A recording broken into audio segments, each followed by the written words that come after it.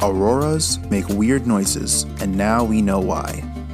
Auroras, the beautiful natural light shows visible in polar regions, have been discovered to produce peculiar sounds that can be heard on the ground.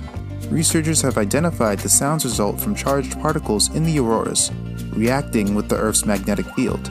These particles create electrical currents that flow through the atmosphere and generate sound waves. Microphones on the ground can pick up these waves, offering scientists new insights into the Earth's magnetic field and its interplay with the sun.